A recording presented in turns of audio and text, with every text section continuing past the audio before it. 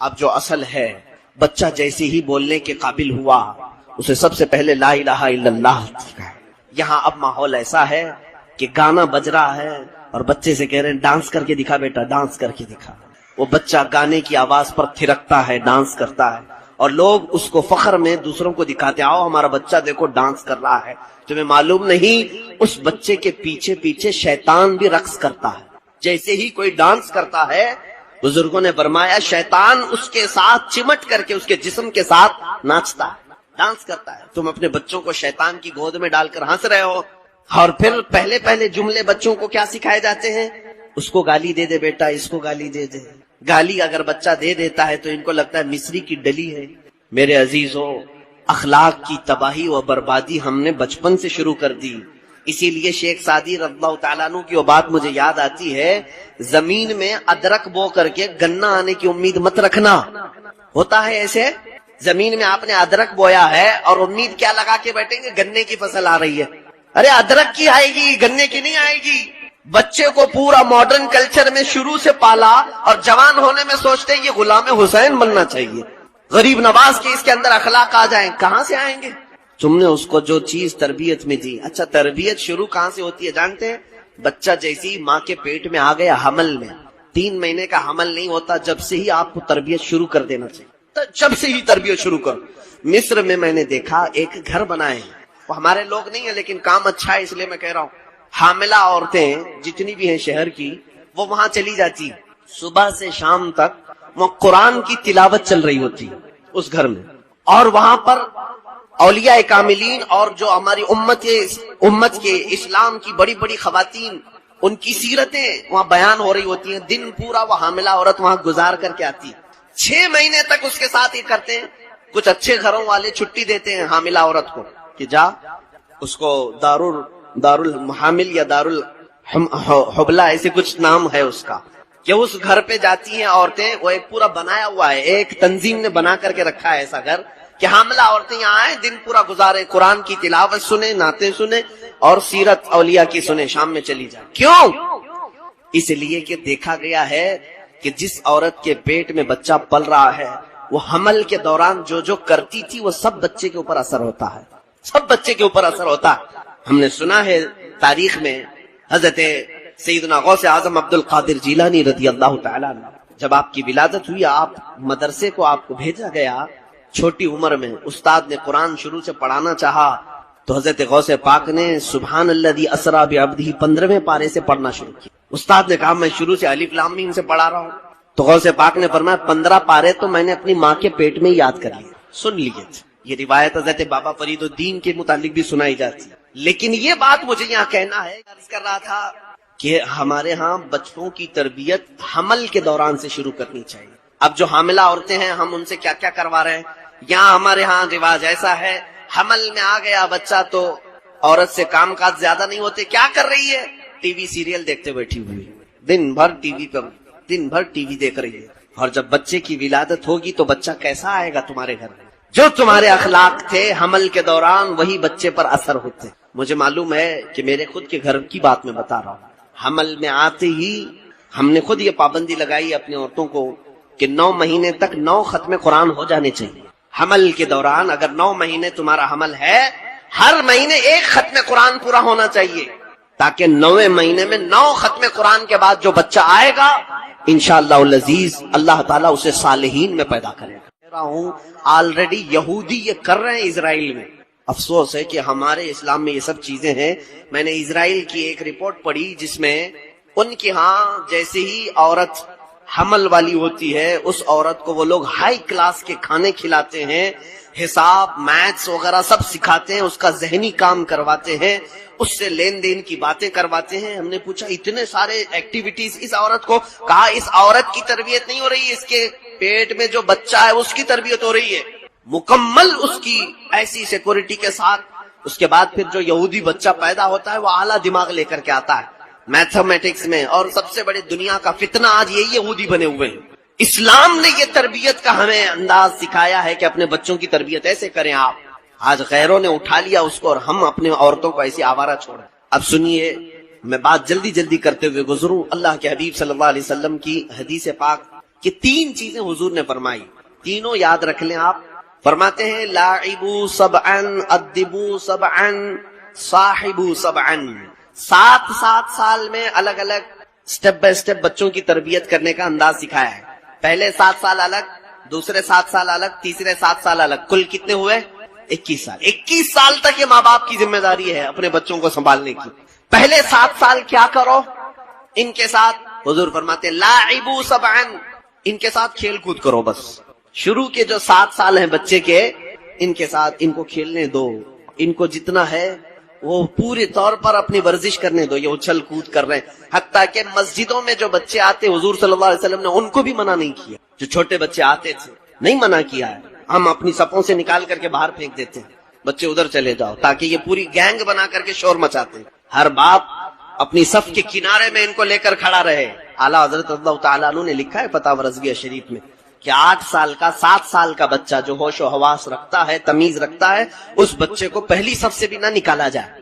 جو تمیز رکھتا ہے، ابھی بالغ نہیں ہوا لیکن اگر وہ صف میں آ گیا ہے تو اس کو سائیڈ میں کنارے میں آپ رکھیں. اس کی وجہ یہ ہے کہ ابھی اس کے اندر ساری چیزیں ٹرانسفر ہو رہی ہیں. وہ اپنے بڑوں کو دیکھے گا، وہی چیز سیکھے گا. اور پیچھے ڈال دیتے ہیں ہم بچوں سے بچے سیکھ رہے ہیں. ہمارے بچوں سے بچے کیا سیکھیں گے؟ ہاں، بچے چچوں سے سیکھتے ہیں. خیر، اب یہاں پر دیکھیں 7 سال حضور نے فرمایا کھیلو ان کے ساتھ. ہم تو 3 سال پہ ہی لے جا کے اسکول میں ڈال دیے ان کو. آج تو رواج یہی ہے نا، پری نرسری، پلے گراؤنڈ، کیا کیا بنا دیا ہے. 3 سال کا بچہ ادھر دودھ چھوڑا ادھر اسکول میں چلا گیا، اور اس پر بوجھ ڈال کر کے ہم پڑھا رہے ہیں. جبکہ مجھے معلوم ہے گورنمنٹ کا بھی قانون کیا ہے جانتے ہیں آپ؟ انڈین گورنمنٹ کا لا بھی یہ ہے 6 سال سے پہلے بچے کو نہ پڑھایا جائے. 6 سال سے پہلے کی جتنی اسکول ہیں آپ جا کر کے معلوم کر لینا. یہ جو یو کے جی، ایل کے جی، آپ کے یہاں کیا چلتا ہے؟ یہی چلتا ہے. پری نرسری، ایل کے جی، یو کے جی چلتا ہے. یہ سب اللیگل ہے. پوچھ لینا آپ، کسی کا پرمیشن نہیں ہوتا. ہم خود اسکول چلا رہے ہیں، میں خود ہمارے یہاں اسکول چل رہی ہے پری نرسری وغیرہ کی. اس کا پرمیشن ہی نہیں ہوتا ہے، کیونکہ قانونی اعتبار سے فرسٹ اسٹینڈرڈ سے ہی اسکول ہوتی. اب پرانے لوگ پوچھیں یہ لوگ کون سی پری نرسری پڑھ کے آئے ہوئے؟ پہلی جماعت سے ہی تو پڑھتے تھے. بہرحال یہ یہاں سے چیزیں اب الگ ہو گئی. اب پتہ نہیں، مجھے لگتا ہے اگلے زمانے میں اب ایک اسکول ایسی آئے گی جو ہاسپٹل میں ہی آ کر کے کھڑے ہو جائیں گے. بچہ پیدا ہوا دے دو ہمیں، ہم ہی پالیں گے. سب ماں باپ اپنا بوجھ اتارنے کے لیے بچوں کو وہاں ڈال رہے ہیں. بہرحال پھر بھی اگر آپ رواج ایسا بن گیا ہے 3 سال میں اسکول میں بھیجنا پڑتا ہے تو بھیجیں، لیکن ساتھ میں اس کو زیادہ کھیل کود کی آزادی دیں. اس کے اوپر بوجھ نہ ڈالیں کسی بھی چیز کا. اب دوسرا نظام میرے آقا کا سنی. اللہ کے حبیب صلی اللہ علیہ وسلم فرماتے ادبوا سبعا. اب 7 سال سے لے کر کے 14 سال کی عمر تک خوب ادب سکھاؤ. اس کو ادب سکھاؤ. ہاتھ پکڑ کر کے لے جاؤ، نماز پڑھنا سکھاؤ، وضو کرنا سکھاؤ، بڑوں کے اخلاق، تمیز، ساری چیزیں 7 سال سے لے کر 14 سال کی عمر تک جتنا ادب ہو سکتا ہے سکھاؤ. مارنے کی بھی عمر یہی ہے. بچوں کو سختی بھی اگر کر سکتے ہو 7 سال سے لے کر صرف 14 سال تک بس. اور ہم ان عمر میں بچوں کے ساتھ کیا کر رہے ہیں؟ بچہ جب 3 سال سے اسکول جانے لگا تو جب 7 سال کا ہو گیا تو پابندی کر رہا ہے، تو ہم ٹینشن فری ہو گئے. سوچ لیا اب تو بچہ سیدھے راستے پر چل رہا ہے. اب اسے ادب ہی نہیں سکھایا. وہ 7 سال کی عمر میں وہ شاید دوسری کلاس میں ہوگا، تیسری کلاس میں ہوگا، تو اب ہم اس کو چھوڑ دیتے ہیں. اب پابندی سے جا رہا ہے، آ رہا ہے. 14 سال کی عمر تک اس کو کچھ پوچھا ہی نہیں ہم نے. اب 14 سال کی عمر کے بعد بچہ 10ویں میں جب جانے لگتا ہے، 16 سال کی عمر آتی ہے، جب وہ ہمارے ہاتھ سے نکلتا ہے. کیوں نکلتا ہے وہ بھی سن لیجئے آپ. اب حضور کا نظام کیا ہے؟ توجہ ہے نا آپ کی. شروع کے 7 سال اسے کھیل کود کے لیے چھوڑو، دوسرے 7 سال اسے خوب ادب سکھاؤ. اب میرے آقا فرماتے تیسرے 7 سال صاحبوا سبعا. 14 سال کی عمر سے لے کر 21 سال کی عمر تک ہر ماں باپ اپنے بچوں کے ساتھ دوستی کرے. دوست بن جاؤ ان کے، بالکل بے تکلف دوست، کہ تمہارا بچہ ہر چیز تمہارے ساتھ شیئر کرنے لگے. لیکن ہم نے الٹا کر دیا. جیسے ہی بچہ 14 سال کا ہوا، ماں باپ اب اس کو آنکھ دکھانا شروع کر دیا، کان پکڑنا، مارنا شروع کیا. بچہ ہم سے دور ہونے لگ گیا، دور ہوتا رہا. ماں باپ کا ڈر آیا، ارے باپ سے یہ نہیں بات کر سکتا، میں ماں سے یہ نہیں بات کر سکتا. اب وہ کس سے بات کر سکتا ہے؟ اوباش بدماش قسم کے دوستوں سے بات کرتا ہے. پھر اس کو دوست اچھے لگنے لگتے ہیں جو راتوں میں اس کو لے جاتے ہیں، راز کی باتیں بتاتے ہیں.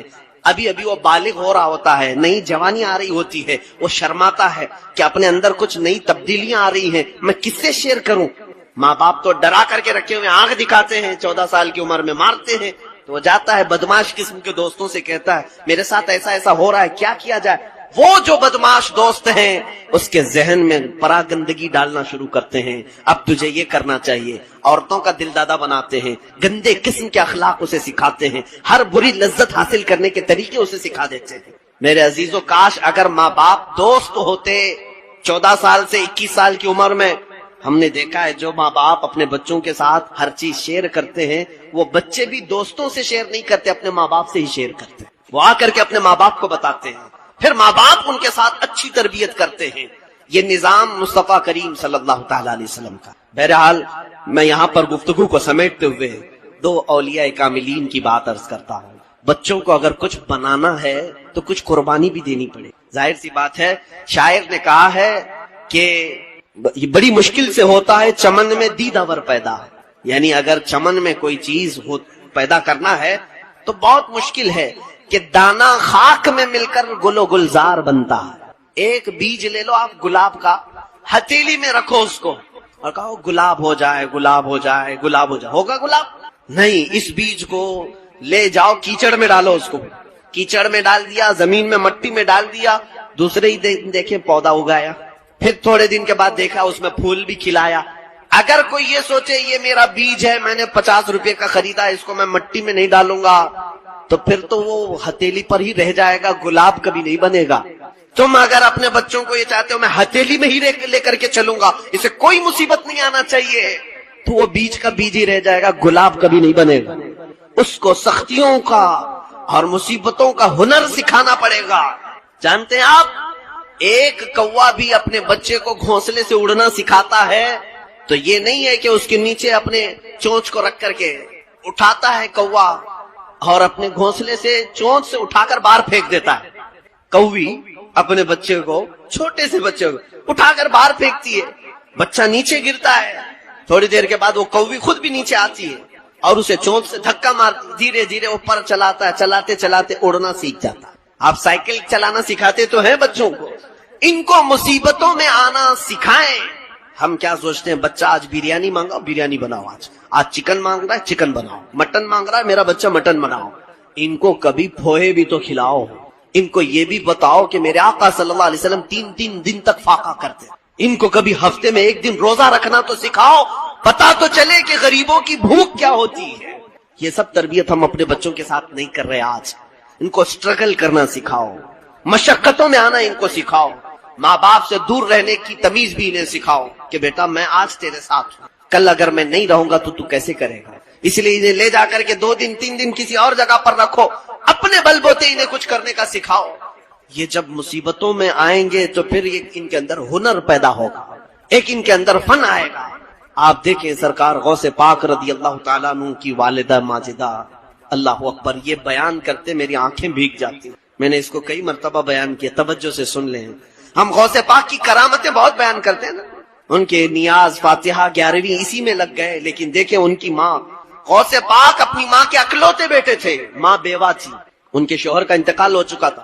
غوث پاک رضی اللہ تعالیٰ عنہ کے والد گرامی بہت جلدی انتقال کر گئے تھے۔ سیدنا غوث پاک عبد القادر جیلانی رضی اللہ تعالیٰ عنہ کی عمر ابھی بچپن کی ہے، تبھی ماں نے اپنے سے دور کر دیا، کہا بیٹا جاؤ بغداد پڑھنے کے لیے۔ جیلان ایران میں آتا ہے آج بھی، جیلان سے غوث پاک پیدل چلتے ہوئے بغداد گئے۔ یہاں ہمارے بچوں کو گھر سے مسجد نہیں بھیج رہے لوگ، اور وہ غوث پاک کی ماں تھی، جیلان سے بغداد بھیج دی، صبح سے شام کے لیے نہیں، کئی سالوں کے لیے بھیج دی، اکیلی رہ گئی گھر میں، بیوہ عورت۔ حضرت ام الخیر، ان کی تربت پر لاکھوں سلام۔ غوث پاک کی ماں کے نام سے میں نے ابھی ایک لڑکیوں کا مدرسہ قائم کیا ہے، جامعہ ام الخیر، ان کی ذات سے ہم بہت امپریس ہیں، دعا کریں اللہ اس میں بہت برکت عطا کرے۔ ماں کی تربیت تو دیکھیں آپ اپنے بچے کے لیے، غوث پاک کو بھیج دیا، 7 سال ہو گئے غوث پاک واپس نہیں آئے، ایک دن بھی نہیں۔ یہاں چھٹیوں کے لیے بچے لڑتے بھڑتے رہتے ہیں، کتنے 6-7 سال کے بعد ایک تاجر جیلان سے بغداد گیا، اس نے پہچان لیا، عبد القادر تم اتنے بڑے ہو گئے، میں جیلان کا رہنے والا ہوں، لیکن بیٹا عبد القادر تمہاری ماں کا کچھ عطا پتہ ہی نہیں، خبر ہی نہیں وہ کیا کھاتی ہے کیا پیتی ہے، کیونکہ اتنا پردہ کرتی تھی کہ پڑوس والے بھی نہیں دیکھتے تھے غوث پاک کی ماں، پتہ نہیں بیمار ہے کہ اچھی ہے صحت مند ہے، کچھ خبر نہیں۔ غوث پاک کو اب ماں کی یاد ستانے لگی، بے قرار ہو گئے کہ ایک بار میں اپنی ماں کو دیکھ کر کیا ہوں۔ پڑھنے کے زمانے کی بات ہے، غوث پاک رضی اللہ تعالیٰ عنہ کہتے ہیں اسی رات کو میں نے سامان سمیٹا اور نکل پڑا جیلان کے لیے۔ کئی دن کا سفر تھا یہ، جب جیلان پہنچے تو رات کا وقت تھا، اندھیرا چھایا ہوا تھا۔ غوث پاک فرماتے ہیں میں نے ٹٹولتے ٹٹولتے اپنے گھر کو جب پہنچا تو میرے دل کی دھڑکنیں بڑھ گئی۔ جو 7 سال کے بعد اپنے وطن میں آیا ہو اس کو اپنے گاؤں میں پہنچنے کی خوشی کتنی ہوتی ہے۔ وہ اپنے گھر کو آئے، کہا ابھی دروازہ کھٹکھٹاؤں گا، ماں گلے سے لگائے گی، تھوڑی دیر محبت سے ماں کے ساتھ بیٹھوں گا، کتنے حسین لمحات ہوں گے۔ غوث پاک یہ دل میں خیالات لیے آئے اور دروازے کو دستک دیا۔ اندر سے آواز آئی، کون؟ ماں کی آواز تھی۔ غوث پاک نے کہا ماں تمہارا بیٹا عبد القادر آ گیا ہے، تمہارا بیٹا عبد القادر آ گیا ہے۔ ماں جلدی سے دروازے تک آئی، لیکن یہ کہا کون سا عبد القادر؟ ایک ہی تو عبد القادر تھا نا۔ ماں اندر سے پوچھتی ہے کون سا عبد القادر؟ غوث پاک نے کہا ماں تمہارا بیٹا عبد القادر۔ ماں نے کہا بیٹا یہ بتا تعلیم مکمل کر کے آیا ہے یا آدھی چھوڑ کے آیا؟ دروازہ کھولا نہیں ابھی، اندر سے ہی پوچھ رہی ہے تعلیم پوری ہو گئی یا ادھوری چھوڑ کر کے آئے ہو؟ غوث پاک نے فرمایا ماں ابھی اور 2 سال باقی ہیں۔ کہا پھر کیوں آئے؟ کہا تمہاری یاد بہت ستا رہی تھی، سوچا ایک آدھ دن ملاقات کر کے پھر واپس چلا جاؤں گا۔ اے ماں کل ہی میں بغداد کے لیے نکل جاؤں گا، بس تم سے مل کر کے جانا چاہتا ہوں۔ ماں نے کہا بیٹا عبد القادر الٹے قدم واپس جاؤ، تمہاری اور ہماری ملاقات انشاءاللہ قیامت کے دن ہوگی۔ دروازہ نہیں کھلا، غوث پاک راتوں رات دروازے سے پلٹ کر چلے آئے، بغداد پہنچے، ماں کو گھر پہنچ کر کے بھی دیکھا نہیں۔ اس ماں کا کلیجہ کیسا تھا جو اپنے اکلوتے کے لیے دروازہ نہیں کھولا، صرف اس لیے کہ میری محبت غالب آ گئی تو کہیں اس کی تعلیم پر اثر نہ پڑ جائے، کہیں اس کے علم پر اثر نہ پڑ جائے۔ دروازہ نہیں کھولا، واپس چلے آئے غوث پاک۔ فرماتے میں پڑھنے میں پھر مصروف ہو گیا۔ 1 سال ابھی گزرا نہیں تھا کہ ایک تاجر آیا جیلان سے، تجارت کرنے والا، آ کر کے اس نے کہا عبد القادر تم ہی ہو؟ کہا ہاں۔ کہا 1 مہینہ ہو گیا تمہاری ماں کا انتقال ہو چکا ہے، ہم لوگ جنازہ کفن دفن کر چکے تھے۔ غوث پاک رضی اللہ تعالیٰ عنہ روتے رہ گئے۔ ان کی ماں نے جو کہا تھا بیٹا جاؤ تمہاری اور ہماری ملاقات قیامت میں ہوگی، غوث پاک کی ماں نہیں ملاقات کی۔ آج ہم اپنے بچوں کو یہ سوچتے ہیں ہتھیلی پر رکھ کر کے انہیں ڈاکٹر بنائیں، انجینئر بنائیں، ان کو فلاں بنائیں۔ ان کو جب تک آپ سٹرگل کرنا نہیں سکھائیں گے یہ کچھ نہیں بن سکتے۔ آرام طبیعت میں رہنا ان کو سکھائیں، جو مانگا دلا دیا، گاڑی دلایا، موبائل دلایا، سب چیزیں، پھر آپ چاہتے ہیں کہ ہیرا بن جائے۔ حضرت بایزید بستامی کی ماں نے بھی ایسی کیا تھا، وہ بھی اکلوتے بیٹے تھے۔ بایزید بستامی کی ماں استاد کے پاس لا کر کے دی، کہا کہ اس کو پڑھائیے، لیکن ایسا ہی کہ بچہ میرے بغیر سوتا نہیں ہے، کیا کروں، میرا اکلوتا بیٹا ہے سوتا نہیں۔ استاد نے کہا وہ میں نپٹ لوں گا، تم جاؤ گھر۔ وہ لے کر کے پڑھانے لگے۔ بایزید بستامی دوسرے ہی دن سے شروع کر دیے، ماں ماں ماں، بچہ اکلوتا بچہ اپنی ماں کو۔ استاد نے سختی سے رکھا کہ نہیں، یہاں تک کہ 10 دن گزر گئے۔ کہا ایک بار مجھے جانے دو، اب میں بھاگوں گا نہیں مدرسے سے، مجھے صرف شام میں جانے دو اور صبح واپس میں پھر مدرسے آؤں گا۔ استاد نے ٹالنے کے لیے کیا کیا معلوم ہے؟ روزانہ وہ آدھا صفحہ سبق سناتے تھے یا 1 صفحہ، کہا 4 صفحے سبق سنائے گا تو چھٹی دوں گا۔ استاد کو معلوم تھا کہ 4 صفحے سنانے میں اس کو تو ٹائم لگ جائے گا، ٹل جائے گا معاملہ، لیکن جس کی ہاں طلب بڑھ جاتی ہے تو وہ ہر مشکل کر لیتا حل۔ بایزید بستامی کہتے ہیں صبح سے دوپہر تک، دوپہر سے شام تک بیٹھا، 4 صفحے پورے یاد ہو گئے قرآن پاک کے۔ آ کر کے استاد کو سنا دیا، استاد ٹینشن میں آ گئے کہ اس کو تو میں نے ٹالنے کے لیے کہا تھا، یہ بچے نے تو پورا کر لیا۔ اب وعدے کے مطابق کہا لیکن ٹھیک ہے جاؤ، چھٹی دے رہا ہوں، صبح تک حاضر ہو جانا۔ شام میں اچھلتے کودتے اپنے گھر گئے۔ بایزید بستامی اپنے دروازے کو دستک دیتے ہیں، ان کی ماں پوچھتی ہے کون؟ کہا بایزید۔ کہا میں نہیں پہچانتی کسی بایزید کو۔ اندر سے ماں کہہ رہی ہے میں نہیں پہچانتی کسی بایزید کو۔ کہا ماں میں تمہارا بیٹا یہ بایزید۔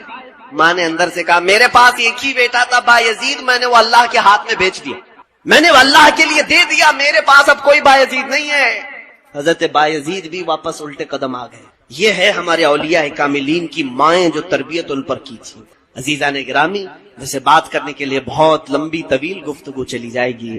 محفل کا یہ جو سناٹا ہے جو آپ توجہ سے سن رہے ہیں، مجھے اس بات کا احساس ہے کہ آپ بریلی شہر میں ہیں۔ میں بچوں سے گزارش کروں گا، اے نونہالو، اگلا جو زمانہ آ رہا ہے، تم سے جو ننھے بچے ہیں وہ تمہارے اخلاق دیکھ کر کے سیکھیں گے۔ آج تم جو بے حیا بن جاؤ گے تو پھر ان بچوں کے کردار میں جو بگاڑ آئے گی، یاد رکھنا قیامت کے دن تمہاری بھی پکڑ ہوگی۔ اللہ کے حبیب صلی اللہ علیہ وسلم اگر سوال کریں کہ تو میری امت میں سے تھا اور تو نے میری امت کے کتنے بچوں کا آوارہ کیا، کتنے بچوں کو بگاڑا، کیا جواب دو گے؟ حضور کی امت کی اصلاح کی سوچو، ہر بچے کی تربیت کی سوچو۔ آپ یہ سوچو کہ ہمارے آس پاس کوئی خراب ماحول نہ آنے پائے۔ میں نے سنا ہے اب نوجوان نسل بالکل ماڈرن کلچر کو پسند کر رہی ہے، لڑکے لڑکیاں آپس میں چیٹنگ کرنا، بات کرنا، کالج کے ماحول بگڑتے چلے گئے۔ ہر نوجوان یہ سوچتا ہے میں ایک لڑکی کو محبت میں گرفتار کر لوں تو گویا کہ زندگی کا بڑا میں آدمی بن جاؤں۔ کون سی بڑی بات ہے؟ ایک عورت جو اللہ نے تیرے لیے پہلے سے رکھا ہے، اگر تم کسی لڑکی کو اپنی محبت میں فدا کر سکتے ہو، یہ کام تو کتا بھی کرتا ہے کسی کتیا کے ساتھ۔ جانوروں کو بھی اللہ تعالیٰ نے فطرت دے رکھی ہے، ہر جانور مذکر ہے مؤنث ہے۔ وَمِن كُلِّ شَيْءٍ خَلَقْنَا زَوْجَيْن، اللہ فرماتا ہے ہر چیز میں ہم نے جوڑ بنا رکھا ہے۔ میرے عزیز بچوں، تمہاری زندگی کا کل مقصد ایک لڑکی کو حاصل کرنا نہیں، ستاروں سے آگے جہاں اور بھی ہے، یہ تو تمہاری زندگی کا ایک پارٹ ہے، تمہیں مل کے رہے گا اللہ کی طرف سے۔ عورت تمہاری زندگی میں آ کر کے رہے گی انشاءاللہ، لیکن تم اپنا پوری انرجی اس کے پیچھے خرچہ کر رہے ہو۔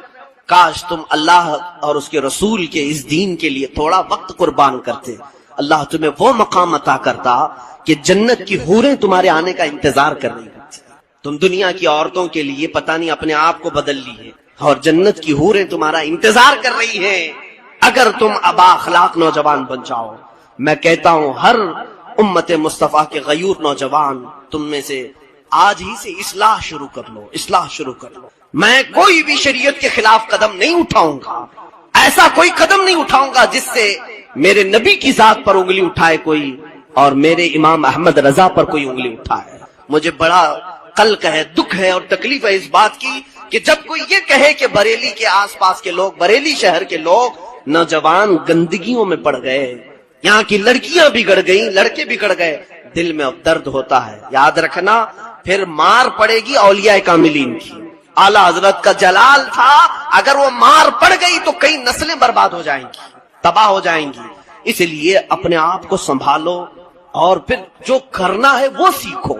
انشاءاللہ العزیز پھر کبھی ملاقات ہوگی، میں نوجوانوں سے ضرور گفتگو کروں گا کہ اس فتنے کے ماحول میں آپ کو کرنا کیا ہے۔ اصلاح کے کام کے لیے شروع ہو جاؤ، کالجوں میں جاؤ، ان کو دعوت دو کہ تم اخلاق رسول کو اپنا لو، تم خیر امت ہو، تم پوری دنیا کے امام بنا کر کے پیدا کیے گئے ہو، پوری دنیا تمہیں دیکھ کر کے صحیح ہو جائے۔ مجھے یاد ہے افغانستان میں ایک لڑکا ایسا جس نے ایک انگریز عورت کی عزت بچائی تھی۔ وہ رپورٹر تھی، افغانستان کی جنگوں کے حالات میں رپورٹنگ کرتی تھی، امریکہ کی عورت۔ 4 فوجی جو اس کے ہی ملک کے تھے یا نیٹو افواج جو یورپین کنٹریز کے تھے، وہ فوجیوں نے اس عورت کو اکیلے میں پا کر شام میں زنا کرنے کا ارادہ کر لیا۔ 1-2 نوجوان تھے، وہ مسجد کی طرف جا رہے تھے، انہوں نے دیکھا وہ فوجیوں سے اس عورت کو چھڑا لیا، لے جا کر کے ایک کمرے میں رکھ دیا۔ وہ عورت کہتی ہے مجھے مسلمانوں سے بہت نفرت تھی، لیکن جب یہ نوجوان مجھے پکڑ لیے تو میں اور ڈرنے لگی، فوجی تو پتہ نہیں میرے ساتھ زنا کرتے، اب یہ تو قتل ہی کر دیں گے، مرڈر کر دیں گے۔ لیکن وہ عورت کہتی ہے ان میں سے یہ نوجوان ایک بار بھی میرے چہرے کی طرف نہیں دیکھا، اس نے مجھے کمرے میں رکھا، دروازہ کھولتا تھا، رات کو کھانا دے دیتا، کپڑے دیا، میرے کپڑے پھٹ گئے تھے۔ دوسرے دن یہ امریکہ کی ایمبیسی میں جا کر کے اس نے اطلاع دی کہ تمہارے ملک کی ایک عورت ہمارے پاس حفاظت سے ہے۔ ایمبیسی کے لوگ آئے اور مجھے لے کر کے گئے، مجھ سے پوچھا تو میں نے پورا واقعہ بتایا، ایسا فوجیوں نے میرے ساتھ کیا تھا، میں اخبار کی رپورٹر ہوں، لیکن اس نوجوان نے مجھے حفاظت کے ساتھ گھر لے گیا اور ایک بار بھی مجھے دیکھا نہیں، اس نے کپڑے دیے، مجھے کھانا دیا اور میں اس کی بہت عزت کرتی ہوں۔ امریکن ایمبیسی نے کہا اس کو ہم انعام دیں گے۔ اس نوجوان نے کہا مجھے انعام تم سے نہیں، تاجدار مدینہ سے چاہیے، مجھے میرے نبی سے انعام چاہیے۔ اتنا اس نوجوان نے کہا اور وہاں سے نکل گیا۔